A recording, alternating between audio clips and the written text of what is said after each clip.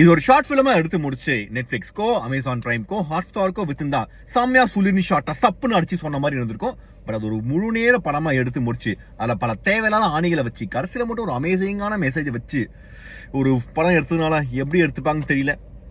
சும்மாவே எனக்கு ஃபாலோவர்ஸ்லாம் குறைஞ்சிட்டு போகுது. இப்போ இதெல்லாம் சொன்னா என்ன ஆக போகுதோ.